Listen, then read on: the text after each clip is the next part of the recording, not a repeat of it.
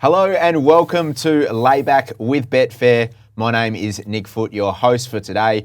We've had a tricky preparation so far. We've had a week off here and there, but we are back from the bull when Tom Haylock joins me and Reece Goodwin, the Prince of Pakenham. Start off with you, Tommy. Welcome, mate. How you going? Great to be back. Yeah, week off last week thanks to the ball. It was a good carnival. It was cold and wet and sunny outside today, which is a nice change because the last week's been awful. You were down there, you popped your head in, didn't come to the Betfair function, thank you. No, well, I thought I'd better behave myself. You did well. I had a long week. I was up and back Morphettville a couple of times. So how was that drive from Pakenham? Oh, how do you reckon, Tom? Wasn't great. Even if it had a winner, I wouldn't have been great. You had two return trips. Yeah, I went down on the Tuesday with one, had to go back, hard worker, had to work the next morning. And then Thursday I had a runner and went up and back too. So. Didn't want to stay? No? I wanted to stay, yeah. I did want to, but couldn't, unfortunately. And the horses didn't have much luck either. So it was a week to forget at Warrnambool. But good to be back here, boys. Great to be back. I called you Tuesday morning and said, how's your horse going to go? And he said, I'm not driving all this way to run second. He was right because I ran last. I wasn't going there to run second. I ran last. Very cool. Hey, we always touched on last week as well on this show. We obviously didn't have a show last week, but Reece, it'd be remiss of us if we didn't touch on the punting performance from yourself and I the week before. Yeah, it would be rude not to bring this up. Some serious statistics. Now, Tom always brings in the profit on turnover and the strike rate. We're doing well. Did you put that together from 2 weeks ago? Or there's an article. We're doing well. I like that.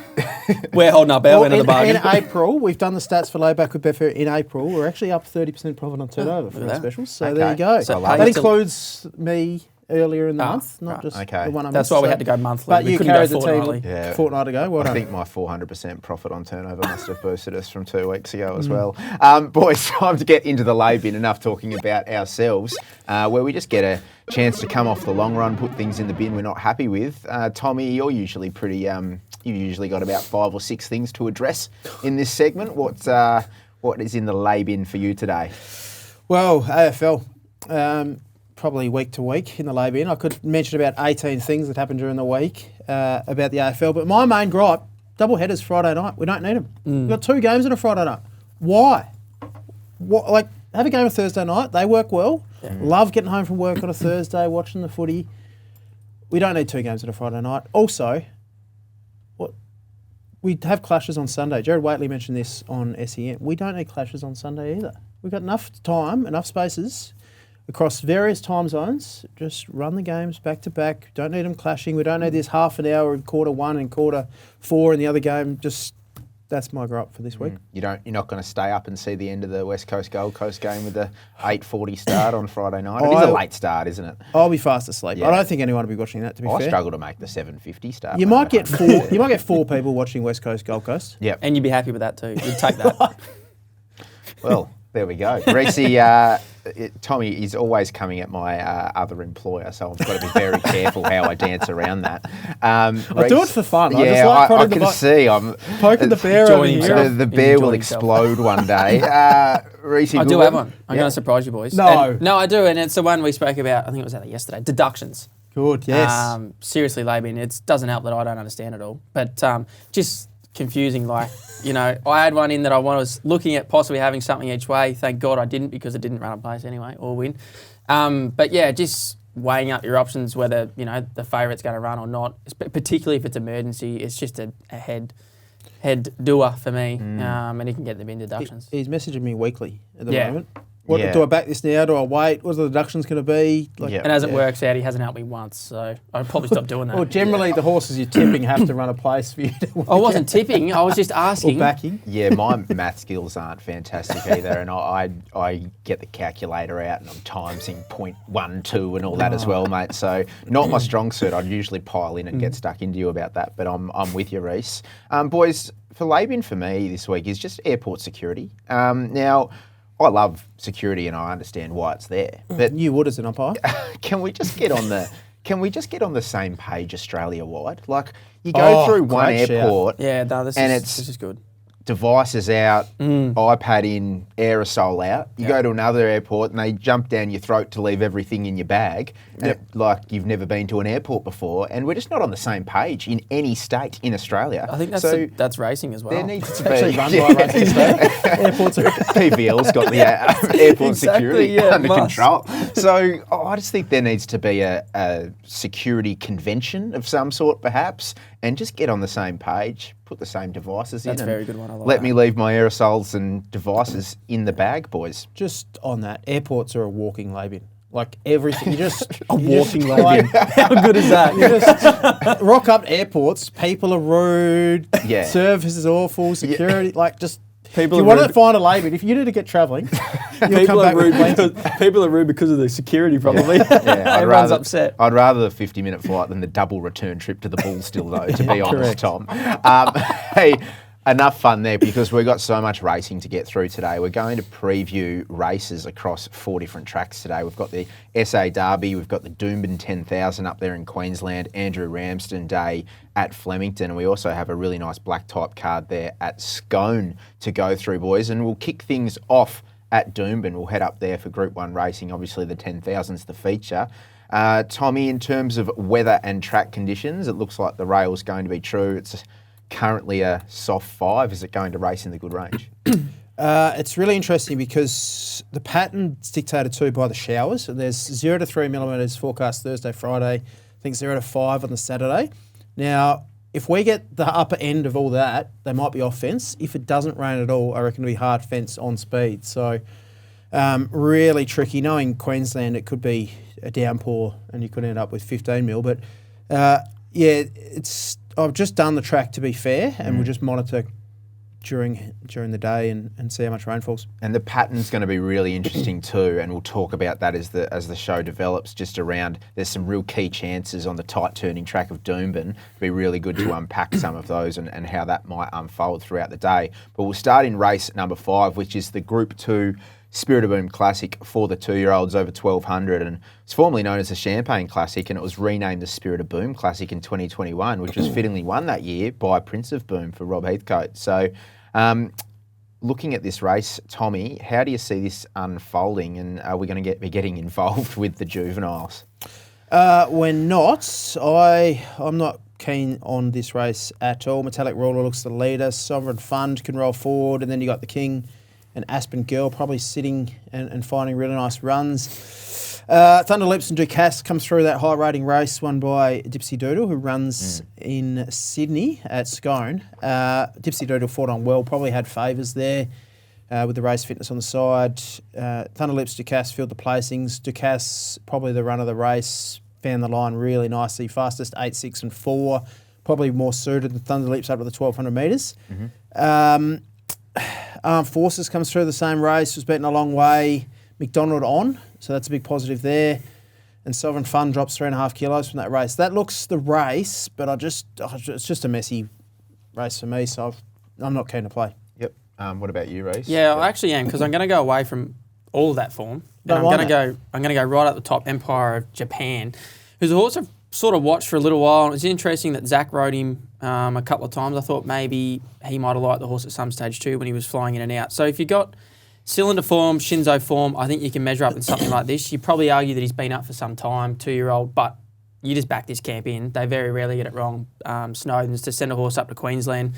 Sovereign Fun will go forward. That's a stable, mate. I think being a 300k 2-year-old race, I think there will be high pressure here, and it could be a little bit messy, and there might be a few that overdo it. There'll be a few that will want to push forward from a wide draw, not be far away at Doomben, and this might just play into this horse's hands. So I thought he's probably got the strongest form lines, and if he's held up as a 2-year-old later into the season with a fair bit of racing, I think he can run really well. I found it hard to line up the Queenslanders. I think you're making a case for a Queenslander. Yeah, I am, and I'm going to have a bit of a 2-bet play and go with the local form, and I can back both to come out a winner as well. I'm going to be with Appen Girl. That's the first one there for the 𝗿𝗄𝗄𝗃 team. Last start winner at listed level, has drawn plum in 1, and that speed you spoke of, Reece. I think Boris Thornton can sit box seat. If he wants to let him go, and get a really nice economic run in transit. And if 𝗃𝗶𝗀𝗃, improves off those first 2 starts, she's going to be mighty hard to beat. She's run a couple of good figures, Tommy, as you'd know.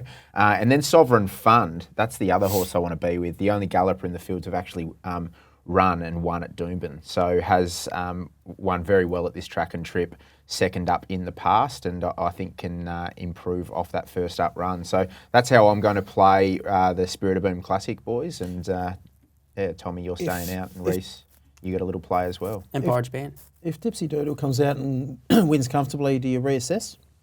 It's a good call. It's something you have to do betting on the fly. I think, I think being like at race 5 as well, looking at the pattern of the race, I probably... We'll know a bit more by then. Yeah, we'll know a little bit more by then. So it is a good call. You've always got to be flexible, I think, as the day goes on with your betting, which is very hard when we sit here on a Thursday and have to throw to some darts, Tommy. That's right. Race number 6 is the Group 3 Chairman's Handicap over 2,000 metres.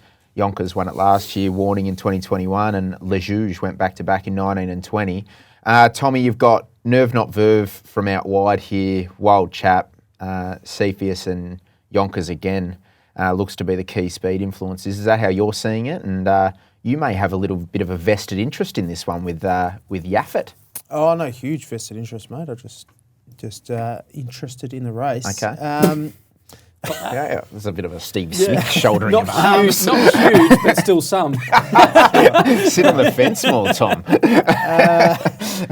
𝗃𝗏𝗏𝗏 is an interesting map. I found it really tricky. The few horses rising to the 2,000. There's a couple coming sharply back in trip. 𝗃𝗏𝗏𝗏 back from 3,200, and they draw wide. So 𝗃𝗏𝗏𝗏's just going to have to press on, isn't he? I think so. From out there, you've got Wild Chap looks the leader and the horse with the most speed, and then you've got 𝗃𝗵𝗏𝗏𝗏. Southern Stock has speed drawn wide. 𝗃𝗏𝗏𝗏𝗏, whether he's quick enough to cross 2,000 metres. There's approximately 275 metre run of the first turn as well. So there's a little bit of time for 𝗃𝗏𝗏𝗏𝗏 to cross. You've got 𝗃𝗏𝗏𝗏𝗏, who maps okay, even though drawn 13. And then you've got Yonkers, who looks the map horse. Probably just carts in behind Wild Chap and lets the others cross and do what they do. Really interesting map and really interesting race. Yeah, look, I don't know how he's just priced Yonkers. I see he's opened up 13s and he's already sort of $8, $8.50.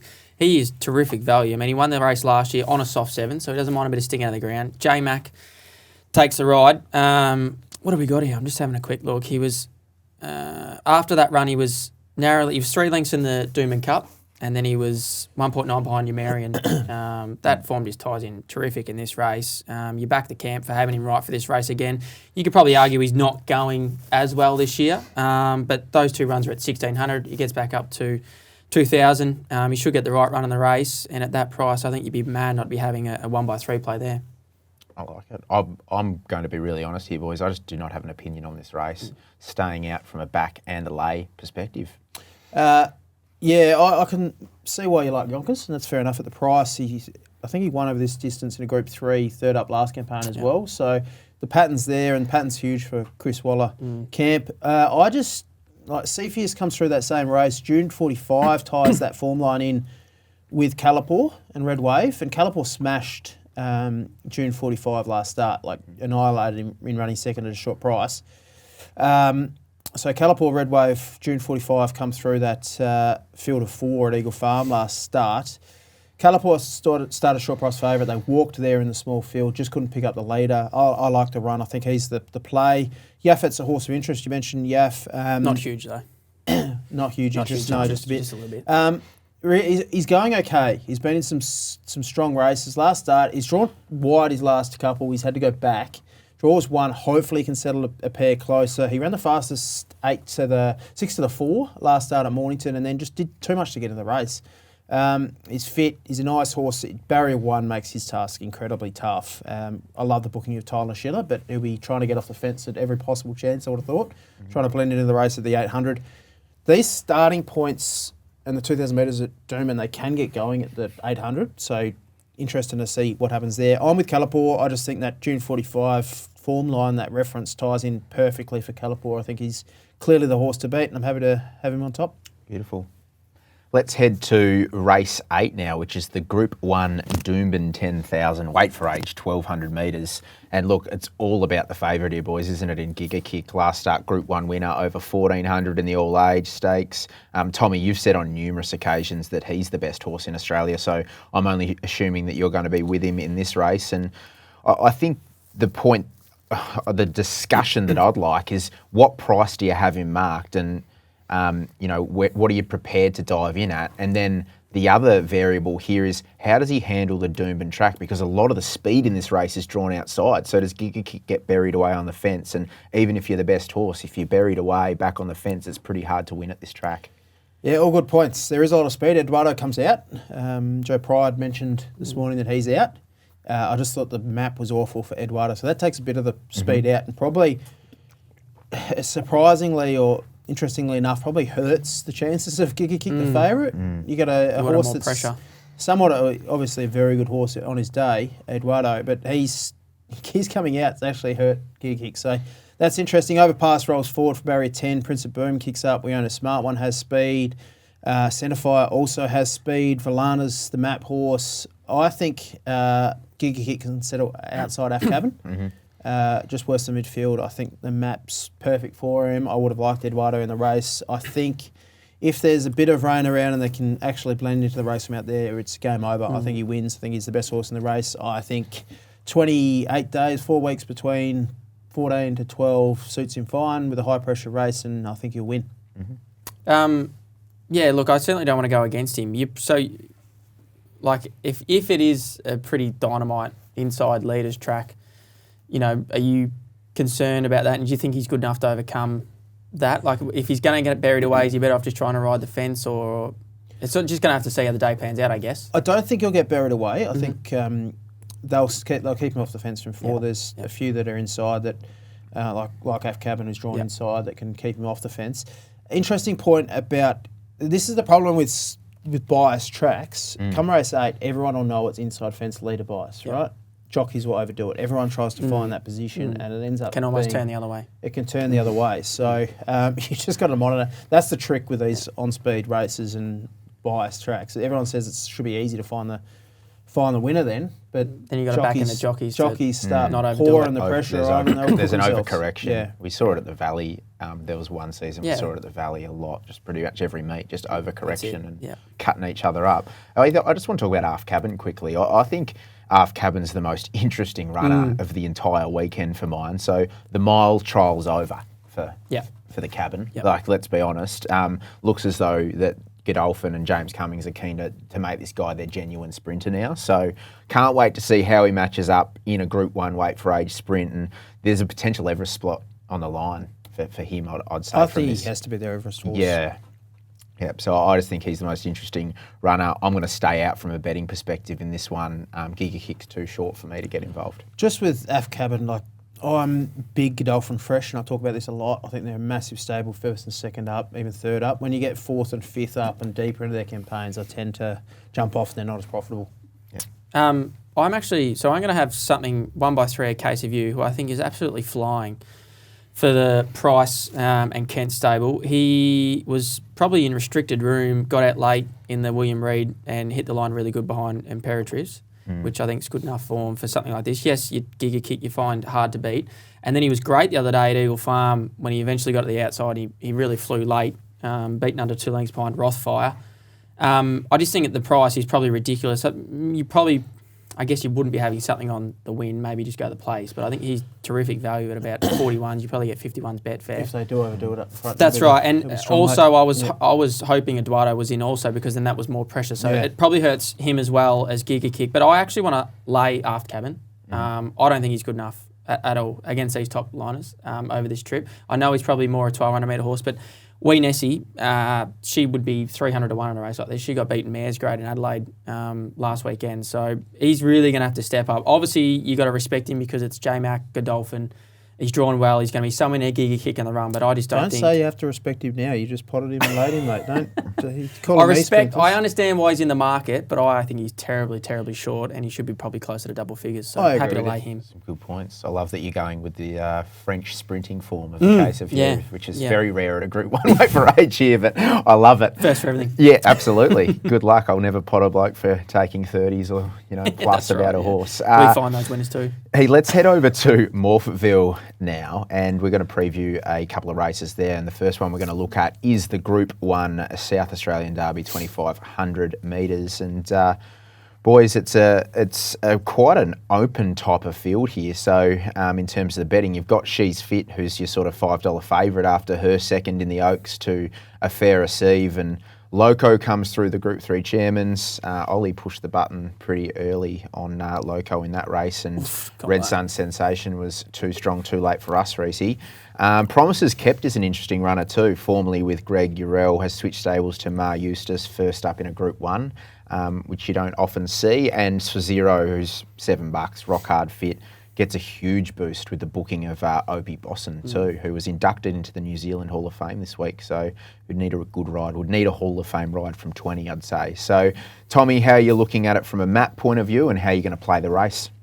Captain Pluto, the obvious leader from 𝗃𝗺𝗃. I think they're the only speed. There is a few that are in behind, a few drawn wide.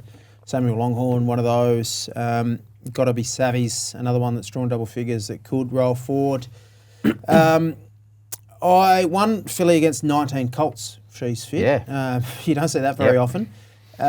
She was brilliant in the Oaks. She's the ultimate different form. She ran the fastest final 200 metres that race. I loved her final 50. Ultimate DF. She's run well over the 2,400 metres in the past. She looks a very nice horse. She either wins or she doesn't measure up, but at the $5, she's just a bet for me. I'm happy to take that risk. Like, she could come out and win easy and just be like, well, she's the ultimate different form. She could be the most aptly named horse running this weekend as well after Correct. her preparation thus far. Yeah. And then, so I'm having something her, She's Fit, number 16. Mara and Eustace in Group 1s in the last 3.5 years, guys, under $15. So when they're in the market, they're striking at 14.8%. And 15.16 profit on turnover. So they are flying. They won the Sangster last week. They won the 𝘂𝗂𝗽s. They had a double there. They had 2 at Sandown as well. They just do what they do. Hard to knock them here. I want to have something Promises Kept as well. Airborne, bringing different form and class. I'm against the natural lead up here, as you can see. And I want to spec 𝗃𝗃𝗃 Grand as well for the same stable. 𝘃𝗵𝗃𝗃 form. 𝘃𝗵𝗃𝗃 will be short here. That could be big enough and he's a big price. So I'm backing number 16, She's Fit, backing number 9, Promises Kept, and a small bet at a big price, Ain't She Kept. Tommy, 3 play. I like that. And Reece, you're... Yeah, look, I'm keen on her too. She's fit. She cost herself last week. Was it last week? Yes. 2 weeks ago. Sorry, 2 weeks ago. She laid in, and Willow had to correct her a couple of times. It wasn't significant, but she went down a very small margin in the end. She's going to lap up 2,500. Her form over 24 in WA was probably her best form. Chris Parnham gets back on, and he knows her really well. Obviously, Willow's going to ride 𝗃𝗃𝗃𝗃. She's going to be back on the run. You know what they're going to do. They're going to take off at some stage, and hopefully she just gets the right drag into it. The track should play like it has been, and they get away from the fence. So I'm with Tommy there. Great price for something like her. The 2 I want to keep in the back of my mind are Dunkel and Promises Kept. I think both of these have been... This is what they've actually targeted for. Marla and Aussie Curve obviously brought Promise Kept for big money off that St. Ledger trial at Bendigo. They've just waited for him. There's no doubt they're going to have him fit enough for this. Zara gets the ride. And then Dunkel, I think he's the forgotten one. He hasn't been seen since the Alex de Klerk, where he's probably a bit disappointing, but things probably didn't go well back at Moonee Valley that day. Bankmore was up on speed. And before that, he looked a really progressive horse. And again, I think he's a horse that's been set aside, not been put out for a break, but ticked over and really set for something like this. And I'd back both Payne and the Mara and Eustace boys to have these 2 peaking for a Group 1. Yep. Boys, this could be an ultimate first here, because I'm with She's Fit too, which means we're all backing the same. It can't get beat, same horse here, the only filly in the field. Yeah, she is going to eat up 2,500, I think. And yeah, I love the point you made about Chris Parnham hopping back on as well. He must know how well she goes. No knock on Willow, let's be honest, but it's that relationship, the win in the WA Oaks, that matters for me. The other one I'm going to get on, and this leads on from your chat around the Mara and Eustace success, is I'm actually going to be backing High Approach as well, just a small each way, in the care of Dan O'Sullivan while Archie Alexander's serving his suspension. Was a touch unlucky in the ATC Derby on the heavy 9 at Randwick. He's fit. He's by Highland Reel. We'll get the trip. But John Allen, he is Johnny. He is Morphettville. I think the grass is made of Morphettville. 4-leaf clovers or something over there. Build a statue of him. In his past 11 Group 1 rides at Morphettville, he's won 5, placed in 2. He has a winning strike rate of 45%, an average price of $7.70 and a 250% profit on turnover. Like, he is Morphettville. So 4 of those wins, 2 have come in this race. So he's going for his 5th SA Derby. It's actually phenomenal. So he rides high approach here. You know, he's getting around $20, I think you get on the fair. So, you know, I'm happy to play with those stats, lads. Let's head to race number 8 now, which is the listed Adelaide Guineas for the 3-year-olds over the mile. Elation burst onto the scene last year, winning this race. Has he been cited since? Yeah, well, a bit disappointing and a few excuses as well, Reece. I wouldn't be laying in on that. Rabtat, 𝗃𝗏𝗃 look like the likely runners here that will push forward, Tommy, and inject themselves in the race early. The race favourite, Lethal Thoughts, has a nice map from 1 to kick up and hold a spot. I assume Lethal Thoughts is going to this race. I noticed it was dual nommed at Flemington. I'll just double check that. But how are you seeing the race, Tom? Yeah, Floral Oasis is the other one that led its last couple as well. She's a filly with speed. Not a race I'm keen to play in. I'm speccing number 7 Rabtat at a huge price here. Just brings completely weird form. He's got huge upside. He won on debut. The 3rd horse, 𝗁𝗃𝗃𝗃, actually ran in the Port Adelaide Guineas at his next start and crossed the line alongside 𝗃𝗏𝗃𝗃 at a huge price. I think he went around 100 ones, but he franked the form to a degree around for 𝗃𝗏𝗃𝗃, who's $10 here. Rabtat's huge price. So that ties in positively for Rabtat. Loved the trial, loved his last 50 metres of his trial. The latest trial, I think it was Murray Bridge, he was real keen. They went absolutely walking pace, snail's pace throughout the trial. He was keen, but he still finished off his trial really nicely. First up, 1,600 metres or fresh 1,600 metres, no issue off his debut when I loved his last 50 there. And he's a huge price, so you kind of only get one chance to back these horses at a price. If he comes out and wins this, he starts short in his next 7 or 8. So just specking Rabtat.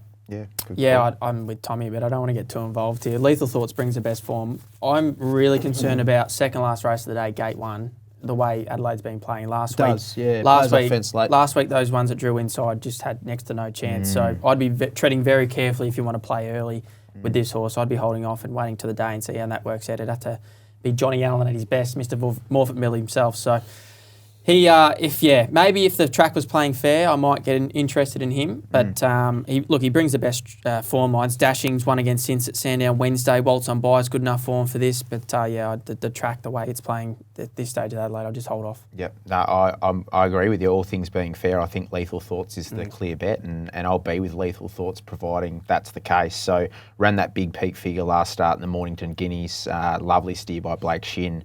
Gets the man of Morphettville himself. That dashing form you mentioned has been franked at Sandown. He drives this track like his driveway. So I'm keen to be on Lethal Thoughts if the track's playing fair. Really good point.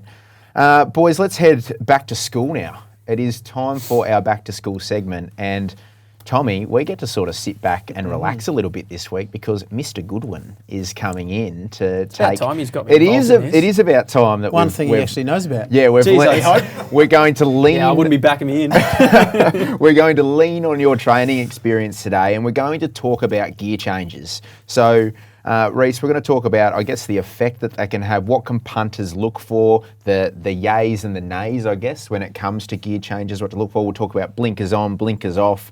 We might talk about feet and glue-on shoes as well, and bar plates and those sort of things. But we might start with blinkers on, blinkers off. What do they mean? The gear changes they're probably underrated and probably not looked at enough, I don't think, and how much these things can change horses and their performance. It was only a couple of days ago I was talking to someone that has a quaddie and takes a horse in every league that's got a gear change and has had a fair bit of success with it.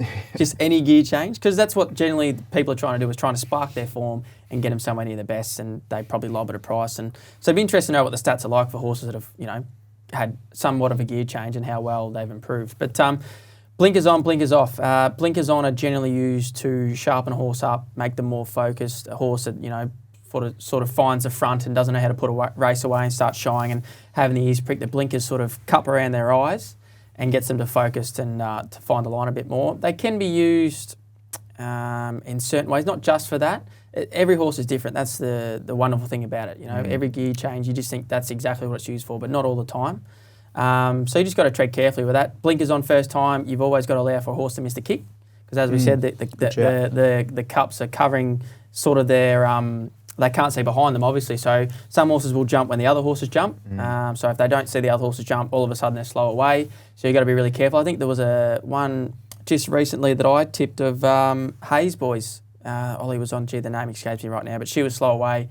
You might have found the winner in that race, actually. Mick Price's thing. Could be any race, mate. 𝗵𝗵𝗂𝗶𝗵, or whatever it's called. Anyway, so yeah, you got to tread carefully there.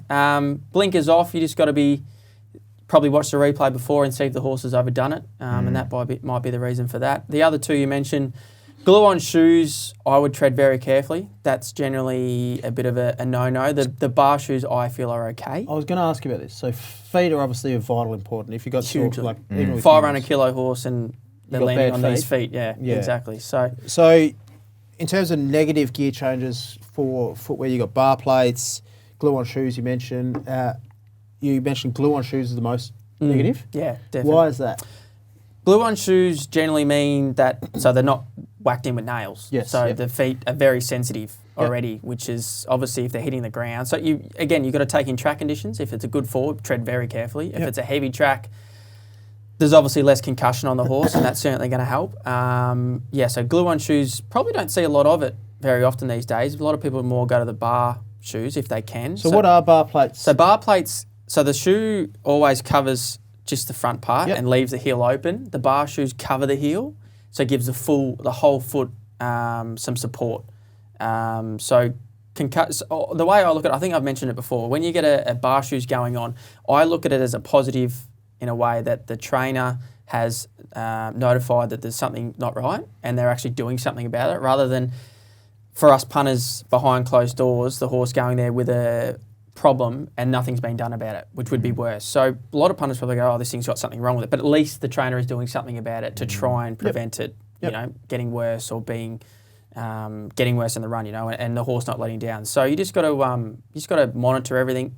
But I would definitely say glue-on shoes are a lot worse than what the bar plates are. Just the point about blinkers on and blinkers off. Blinkers on, off, you make a great point about horses missing the start first time. They're half a length slow often, but they often race a lot keener and stronger and on the bridle throughout. So if you want a horse to settle closer, even though you might put them back on, you might trump them out in a set of blinkers and then put them back on race day, they'll travel keener. We saw it with the 𝗵𝗺𝗺 a couple of starts ago, raced incredibly keen, actually ran faster than it has since the Everest in terms of to the 600. Just was weak late. Yeah. I owned a horse, a filly that ran in the 𝗵𝗺𝗺, and same thing. She loomed up and she was just so keen that she just ran out of gas late.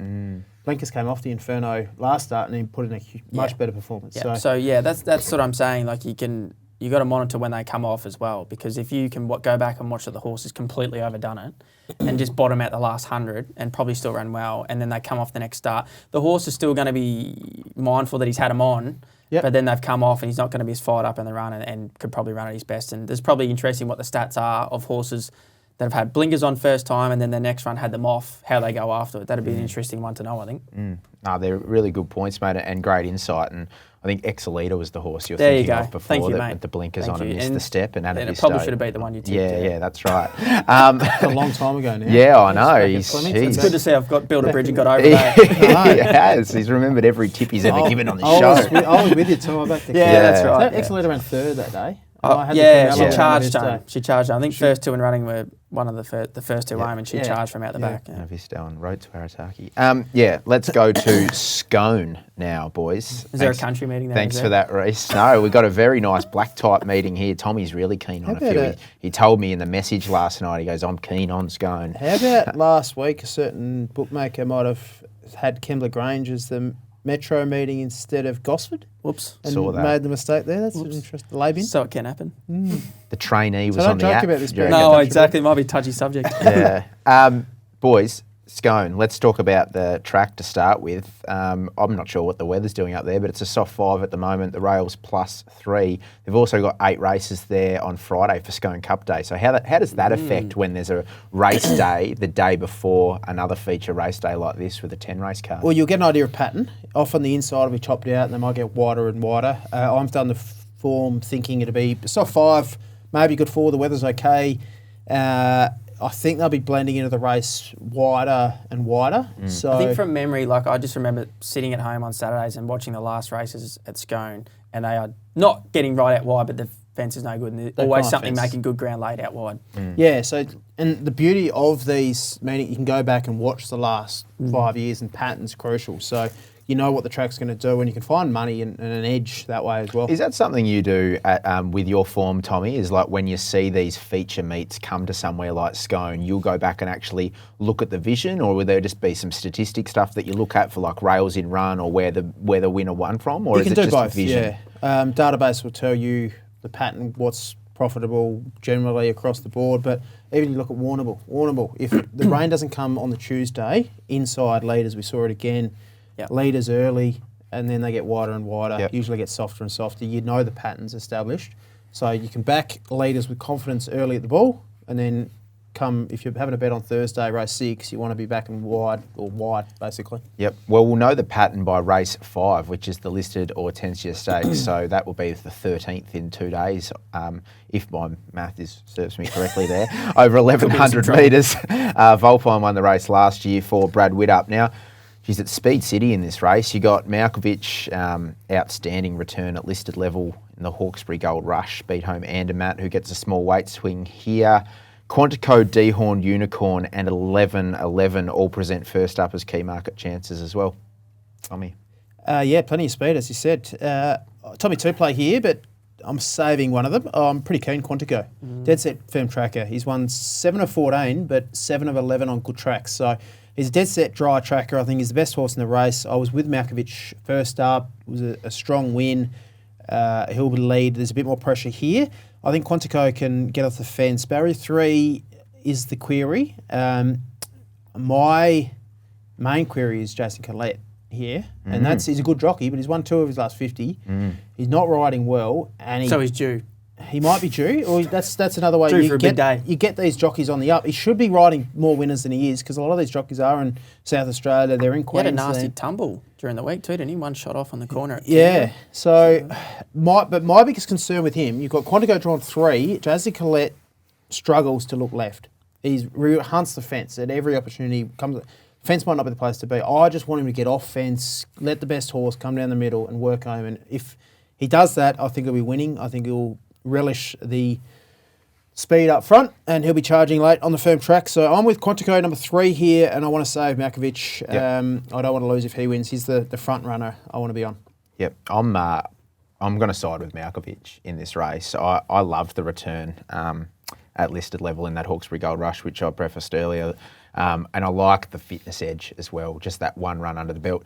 Josh Parr gave, I think it was Josh Parr rode 𝗃𝗃𝗃 last start, gave an absolute peach of a ride up front, almost bullied them into like this false sense of security where everyone thought, oh, 𝗃𝗃𝗃 is going to go really fast and I'm not going to get caught up in this speed battle, and it was actually quite an even clip in the end. So I really liked the return. I think bounce off that, and I think 𝗃𝗃𝗃 is a good bet. Just on that, negative, and no knock on Rachel King, but negative jockey change. Josh Parr's the best. Josh Parr and Tim Clark are probably the 2 best front-running riders. Yeah, I agree with and that. You go to Rachel King, who that's probably her downside, is judging tempo up front. So negative. He's had a fair whack at these Sydney jockeys, hasn't he? Negative. She hasn't missed. They're in the pipeline. No, I think Rachel's a great rider. I just think Josh Parr's a brilliant front-runner. Yep. On leaders, yes. I completely agree with that comment. I'm going to side with Quantico, and I've been a bit of a fan of him. He won very well first up off 336 days last prep. Now, we say last prep, but he actually hasn't had long off. I know you touched on 𝗃𝗃𝗃 having the bit of fitness, but you watch his last run was 4th of March. He's had a trial, so he hasn't had long between runs at all. I just thought, so he won very well off 336 days. Next 2 runs might have been a bit below his best. They've gone back to freshen him up. He's been back to the trials. You couldn't not see him through the line in the 𝗃𝗃𝗃 trial. He was humming through the line. Pretty good trial. 𝗃𝗃𝗃𝗃 was, I think it was Nash. 𝗃𝗃𝗃𝗃 was yep. absolutely swinging off him. And if you're trialling, if you're pulling off sectionals late behind 𝗃𝗃𝗃, you're trialling well. So a fit 𝗃𝗃𝗃 too. If you don't mind. I'm just going with him, no doubt about it. I'm not even going to save on 𝗃𝗃𝗃. I'm just going to go chips in 𝗃𝗃𝗃. Just hope Collette back puts my his man left blinker Collette on. in. Well, I'm just thinking, what about this for a scenario? Middle of the day, second day at Scone. If they're all already getting away from the fence, can he just stay inside the main group and still maybe be in the middle of the track? Yes, Possibly? he could. Or you just want the horse to get wide no matter what? Collette, put the left blinker on and just Knock him down and get get him out. into clean air and let him come. Because If he does that and gets caught up in traffic, I'm going to be filthy. if he comes inside and is in the quicksand, I'm off him. Does he want the bubble Chico? What's he want? wants something. Is that I think another gear change blinkers. that Tommy I think he could... just wants him to have blinkers on so he switches on. Side? Collette, Yeah, that's good. Yeah, nice, boys. Let's move on to race number 8, which is the Luskin Star Stakes now. And Godolphin have won 3 of the last 5 of this race, actually. And my favourite horse, boys, Osborne Bulls, kicked off that record back in 2019. I loved Aussie Bulls. Wasn't he a good horse? Yeah, Rainier and Trekking have also Never won the forget race. that win. I can't remember where I was when he won up the straight. I think I might have been at Kerrang or something like that. I was on the grandstand. I was at the top of Flemington. Hugging friends. Anyway, 𝗃𝗃𝗃 Falls, Opal Ridge, Titanium Power, Tamerlane are your first 4 in the market. Outside of this leader, though, which is I see as Titanium Power, I found that race actually quite hard to map, Tommy, hoping you could perhaps shed some light for us. Yeah, I think Titanium Power's clear leader. Tamerlane will be handy. Purple Sector's got a bit of speed in his day. I think that's where the speed ends, to be honest. Not a huge tempo in the race. I found it very open. I think the market's got it pretty much spot on. I mean, I can make... 𝗃𝗃𝗃 Falls very good behind 𝗃𝗏𝗏. 𝗃𝗏𝗏 would be favourite here. They went very slowly here. 𝗃𝗏𝗏 ran the fastest 1,800, 600 of the day, the fastest 4 and 2 of the race. Couldn't have done any more. Brilliant run. Is a horse that's shown a lot more ability and should have won more than 4 races. You go through that record for a horse of this bit of talent, you start to wonder, but it just comes down to his racing pattern. He's a back marker, and that's what they do. Low percentage plays, wide barrier might work for him. Yeah, well, the way the day plans out.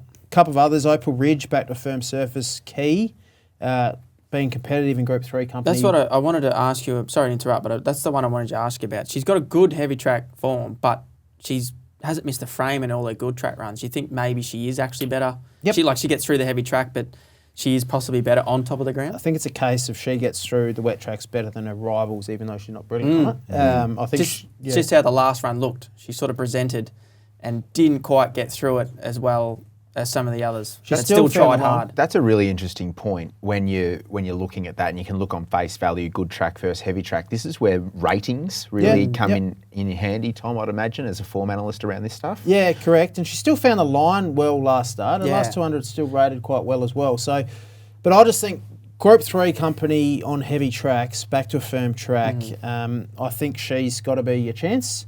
Then Titanium Power, I can make a case for blinkers back on. We talk about that. Yep. We talked about gear changes. Blinkers back on 11 to 1,300 metres, just looks to get complete control. He won't be slowly away, but even if he is, there's not enough speed. So he'll race keenly, up on speed. He'll give a great sight.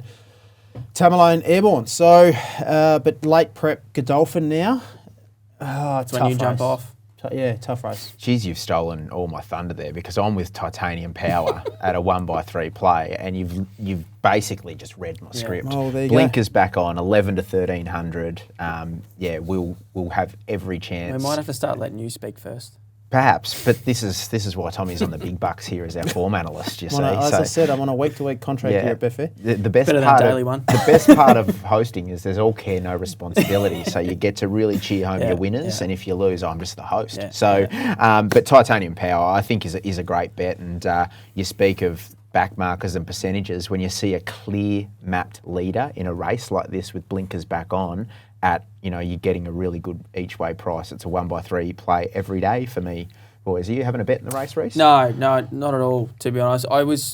If Opal Ridge maybe gets out in the market for some reason, gets closer to $6 and the track's playing to make up some ground, I might be with her. I was interested in her, but I don't think I want to be betting just yet. Yep. Let's head to the feature on the card, race number 9, the Group 3 Dark Jewel Classic 1300. Bring the Ransom, Rocker Clock and 𝗃𝗏𝗃𝗃, your last 3 winners. Now, Expat, French Bonnet, Short Shorts and Raduna from Barrier 1 will kick up and be handy as well. So there's a little bit of speed there, Tommy. How are you assessing this one, mate? Yeah, there is enough pressure here. As you said, Expat, Short Shorts, Raduna, Fine Point, French Bonnet, Oakfield Arrow in behind them, enough pressure. 8 of these come through the Hawkesbury Crown, and outside the winner, it was a real bunch finish. I don't like that at all going forward, but there isn't much else in the race. I mean, you've got Healing Oasis off a benchmark 78. He bet a few of these quite comfortably there. This is considerably harder. It's a heavy 9 as well. This is considerably harder grade from a benchmark 78. I mean, big step up, but he's a horse with huge upside. Oh, tough.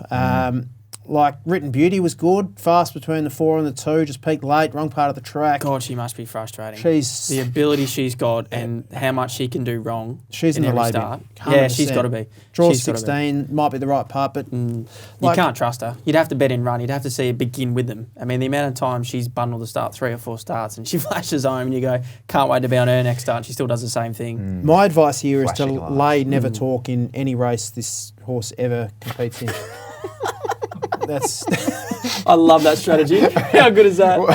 Even the 3-horse race that Reece missed out on acceptance. She might have actually won that because that was a bog. An absolute swimmer. But like it's never talks hilarious because it gets wet and she goes from 20s to $4.20 and still runs third. Yeah. Like you just lay her. I love it. I have no opinion on this race whatsoever. I'm not getting involved from a betting perspective. I think, the 2 bets there will see 𝗃𝗃𝗃𝗃 and 𝗃𝗏𝗃𝗃 will see me out at Scone. Beautiful. Yep. I've got one other later, but we'll mention it at the best bets. Yeah, well, let's head to Flemington now because we're just going to preview the feature there, which is the Andrew Ramsden listed race, win and you're into the Melbourne Cup, and it's a really important race, and we need to talk about it, I think, boys, on this show. We haven't gone to Flemington yet, which is, we usually love HQ. Point Nepean won it last year, Realm of Flowers in 2021, and Ocean X in 2020. Tommy, I might throw to you because I think we're going to be pretty keen on the same horse in this race. We should head to the track, Flemington. We could do. Well, if it's a nice day, we'll get it. You'll be working, mate. You're too busy Sorry, working. mate. I'm flying to Adelaide, actually. So hope security's all right. Yeah, I know. You just said yes and then you stopped that. I'll meet you on the 9th at 9. He was keen until I looked at you. Yeah. I'm not going to be going. All of a sudden I got something on. Yeah. Wear something nice. Race 7, as you said, some serious stuff there. I don't see 𝗏𝗏𝗃𝗃𝗃 getting beat here. Pretty keen. Yeah. Winner at this track and distance last campaign. Last start was just a barrier trial. They went 7.9 lengths slow. I thought they went slower to the 600 than they needed to, and that's probably brought 𝗃𝗏𝗃𝗃 into the race with a turn of foot over that trip. Now, this horse follows the same preparation as last campaign. It won this track and distance 3rd up last campaign. Very similar pattern. 2800 suits perfectly. They're here to win, peaking on the day to get in the Melbourne Cup. Just up on speed, no pressure. Controls very, very hard to beat. Yeah, I'm 100% with you. I think best bet on the card at Flemington for sure. And also as well, there was a bit of a headwind down the side that day, and there was only one. You boys are clutching at straws. Only it was one. $1.40. Yeah, but the horse doesn't know what it was paying. Correct. The market did though. Yeah, It was a barrier patrol. There was one winner from that entire Pakenham meet that led or had no cover that went on to win. So your win sock out there at Pakenham Tynong would have showed you that, surely. It wasn't that winning for Pakenham, let me tell you. But I'm with you, mate. I think @𝗏𝗏𝗃𝗃's the best bet. 3rd up, peaking. Line up. Someone was telling laying me. it? Well, yeah, I am. Good. Someone was saying to me the other Put day. up a price. We'll back it. Someone was telling me the other day he ran something, how slow they ran through one of the sections, and I thought they put a Saturday race on a benchmark 64 card at Pakenham, and they expected the 64 horses to go quicker than him for most of the race. Anyway, I thought he had. I know it. There's these little excuses that yes, he didn't go quick enough. Yes, there might have been a bit of a headwind, but boy, 𝗃𝗏𝗃𝗃 running over the top of him, and you just want to pile in at that price. Good luck to you. I think we're getting a price. I'm happy to take it. Yeah, no, Put that's up a price, Reece. Yeah, righto. What would you have him? What Goodwin bet? I'd have him close to $3. Okay. Closer to $3. Well, put up 260 and I'll jump on. Go on. This is going to be like the story with your mate at the footy where you stitched him up too. Take me on with Reece Goodwin, new segment. I think he's better on wet ground, and don't get me wrong, I think Flemington's going to have some sting out of it, but it is a very good drying track. Have you been outside the last week, mate? It's absolute. I know Flemington. Have you not? Yeah, have you not seen what rain Flemington can cop? There'll be a heavy 15 at Randwick. Let's get to what's probably going to win the race. 𝗀𝗵𝗆. Now she is one that's probably going to win the race. She is one that's going to improve back on top of firmer ground. It's not going to be firm ground, but firmer ground. And she was 2.6 behind 𝗵𝗺𝗀 last start. Her run before, she should have gone not far off. I reckon she would have placed in the Australian Cup. She was horribly checked up the straight there. And before that, she found the line well in the 𝗴𝗵𝗍. So I think she's great odds. I think they went up, it was, I don't know, closer to double figures anyway. But I think she's... check your bet slip, mate. Yeah, yeah, that's true. I'll get on Betfair. What am I laying and backing? But no, I think she's terrific value. I think she definitely runs in the top 3 if she gets clear air. So happy to probably be 1 by 3, treading carefully with that short price favourite in there. But happy to take him on. So happy to lay 𝗵𝗺𝗀, happy to back 𝗀𝗵𝗆. Love it. Very good. Well, let's get into our best bets and our best lays for the weekend, fellas. And we might go around with our best backs for the week. And Tommy, you've got a few there for us, mate. You just want to jam in about 5 bets at the end of this show. This might bring our percentage down. I'm a bit nervous about this. Over to you. Thanks, I feel the love. You guys go. Scone, race 1 I'm keen to play, but I'll get to that in my lays. Race 5, I think 𝘃𝗃𝗃 is a very good bet. I am saving 𝗃𝗃𝗃, but 𝘃𝗃𝗃, very confident there. Race 10 at Scone as well, number 3, With Your Blessing. Trialled really nicely. Horse with a good career record. Barrier 20, I don't mind come race 10, 2-day carnival, wide. I generally don't like backing back markers late in the day, Sydney Metro, but everything sets up perfectly. Horse with upside, big field, huge tempo, trialled superbly, good career record, upside, brings good figures each way all day. Race 10, number 3, With Your Blessing. I think 𝗃𝗃𝗃 wins, race 8, number 8 at Doomben, and I think 𝗃𝗺𝗀 wins, race 7, number 10, 𝗃𝗺𝗀 at Flemington. Righto. I don't have to say too much here. Race 7, Flemington, Andrew Ramsden. We're laying best lay, 𝗃𝗺𝗀, best bet. We're lays now, are we? Very keen. I don't mind that's it. Me. We're just going Andrew Ramsden. We're going all in the Flemington main event. Okay.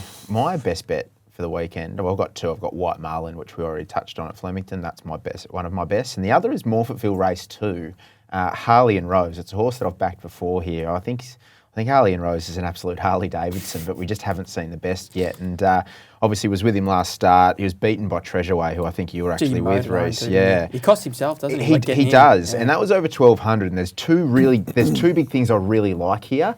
Out to 1,400 metres, he's got a big engine. I think he can rattle home a big late sectional, but he also gets Lockie Neindorf, the apprentice, off, and he gets a senior hoop in 𝗃𝗃𝗃 on, which is really, a strong left-handed jockey's really going to straighten him up. I think that's you talk about gear changes, well, 𝗃𝗃𝗃's a really important gear change here. So, and you're getting a good price about him too, because he's done a few things wrong. So Harley and Rose, that's my last throw if he doesn't. No more chances. No more chances if he does a few things wrong. Next week, possibly. I think 𝗃𝗃𝗃's going to be the key there in 1,400 metres.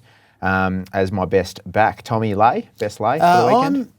Tough week for lays for me. I'm laying 𝗃𝗃𝗃 race 1. This is a horse that's got a good career record on the up, one last start, but Godolphin getting later in the prep. Had all favours last start. Absolutely smashed in betting in the last 30 seconds everywhere. Totes, Betfair, just crunched.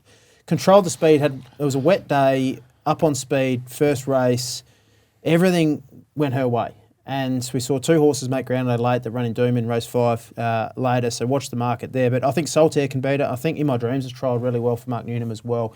I'll be backing Solitaire and In My Dreams and laying 𝗃𝗃𝗃 race 1. Can I just touch on that? 30 seconds, was that 30 seconds before advertised start time in Sydney, or 30 seconds before the 3 minutes later that they jump?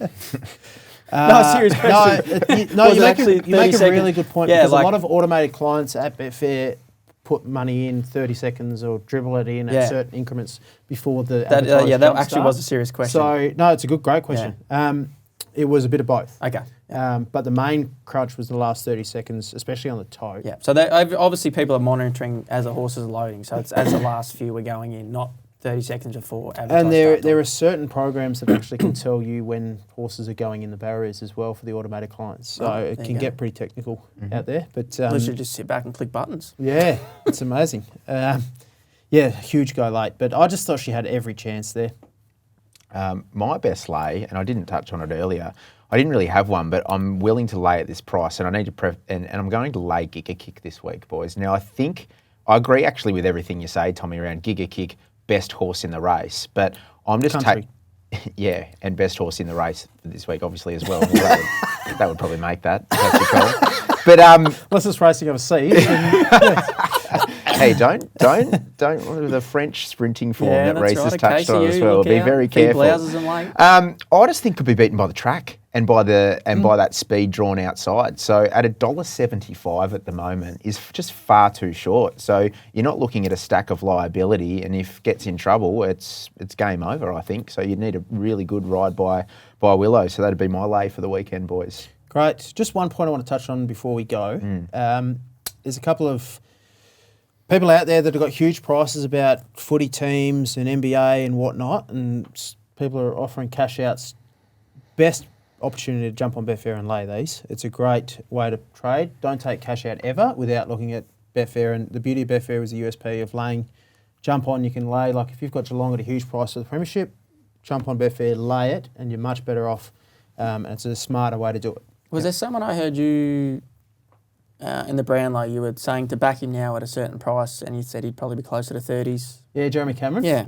I think he'd probably win out something there. Yes, exactly the same thing. So I think he's 110s at one point, or still something. Get 80s, did you say? Yeah, I think I've had a bit of that, and then now he's in a 1650 or 17. So, it's trading at Betfair. It's beauty. So if you've got footy teams, Geelong hit $12. We've got like Celtics in the NBA, whatever it might be. What was the crazy one a couple of weeks ago? Was it GWS or Gold Coast that hit 41s or something like that? GWS against Sydney hit $42. There you go. So crazy stuff.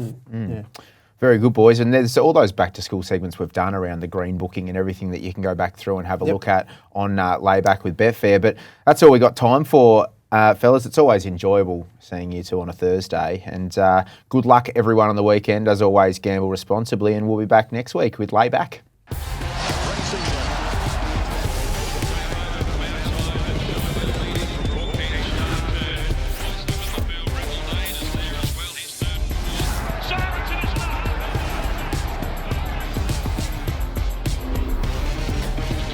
Imagine what you could be buying instead. For free and confidential support, call 1-800-858-858 or visit gamblinghelponline.org.au.